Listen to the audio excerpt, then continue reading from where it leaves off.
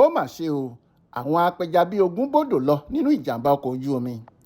Ó kéré tán àwọn apẹja bíi ogún tí wọ́n jẹ́ ọmọ ìlú Ìbí àti Gídíndórùwà níjọba ìbílẹ̀ Wùkárì nípínlẹ̀ Taraba ni wọ́n ti kú sínú ìjàmbá ọkọ̀ ojú omi kan tó wáyé lọ́jọ́ Ajé Monday ọjọ́ 13 oṣù kọkànlá ọdún yìí. Aláròyé gbọ́ pé ṣé làwọn apẹja ọ̀hún kóra wọn jọ tí wọ́n sì gbéra láti lọ pẹja lódò tó súnmọ́ wọn gẹ́gẹ́ bí wọ́n ṣe máa ń ṣe lọ́dọọdún, ṣùgbọ́n tí wọ́n pàdé ikú òjijì nítorí pé ṣé ní ọkọ̀ ojú omi tí wọ́n wà nínú ẹ̀ dojú bolẹ̀ tí gbogbo àwọn tó wà nínú ọkọ̀ ọ̀hún sì kú pátápátá. Alága iléeṣẹ́ tó ń rí sí ọ̀rọ̀ ọkọ̀ ojú omi nípínlẹ̀ Taraba, ọ̀gbẹ́ni Jídé Sulaiman, tó fìdí ìṣẹ̀lẹ̀ ọ̀hún múlẹ̀ fáwọn oníròyìn nírọ̀lẹ́ ọjọ́ Ajé Monday ọ̀sẹ̀ yìí sọ pé ìṣẹ̀lẹ̀ ìbànújẹ́ ọ̀hún wáyé láàrin agbami tí wọn kò sì rẹ́nì kankan tó lè ràn wọ́n lọ́wọ́ rárá. Ó ní ìròyìn tó tẹ̀ mí lọ́wọ́ nípa ìṣẹ̀lẹ̀ ọ̀hún ni pé àwọn apẹja kan tí iye wọn jẹ́ 20 ni wọ́n kóra wọn jọ láti lọ pẹja lódò kan. Ohun tí wọ́n máa jẹ ni wọ́n ń wá lọ kó tó di pé wọ́n pàdé ikú òjijì náà. Gbogbo àwọn apẹja 20 tí wọ́n wà nínú ọkọ̀ ọ̀hún ni wọ́n kú sínú odò náà.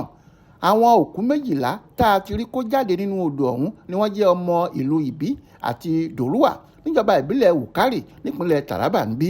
Báwọn apẹja ìpínlẹ̀ wa ṣe máa ń lọ káàkiri ìlú láti pẹja nìyẹn, kì í ṣe tuntun mọ́ fáwọn èèyàn wa. Ó ti di àṣà wọn. Ọdọọdún sì làwọn apẹja ìlú wa máa ń lọ sílùú òdìkejì. Nígbà míì wọ́n á lọ sílẹ̀ Chad, Cameroon àti bẹ́ẹ̀ bẹ́ẹ̀ lọ. Wọ́n á bẹ̀rẹ̀ sí pẹja nínú àwọn odò ọ̀hún lópin ọdún tí wọ́n á sì padà wá nínú oṣù kẹjọ lọ́dún kejì.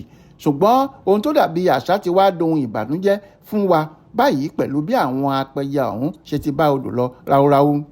Níparí ọ̀rọ̀ rẹ̀, ó rọ àwọn aláṣẹ ìjọba ìpínlẹ̀ Taraba àti ìjọba àpapọ̀ ilẹ̀ wa pé kí wọ́n pèsè aṣọ ìdáàbòbò life jacket fáwọn tó ń wọ ọkọ̀ ojú omi kí wọ́n yé pàdánù ẹ̀mí wọn sínú odò láìròtẹ́lẹ̀. Bákan náà ni gómìnà ìpínlẹ̀ Taraba, ọ̀gbẹ́ni Abu Kefas, ti bá ẹbí àwọn apẹja tí wọ́n pàdánù èèyàn wọn sínú ìjàmbá ọkọ̀ ojú omi náà dárò.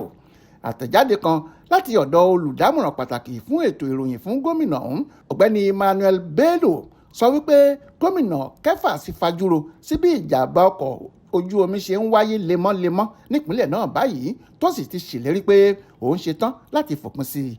Adéwálé Adéoyè ló ṣàkójọpọ̀ ìròyìn ọ̀hún fún Aláròyé online television.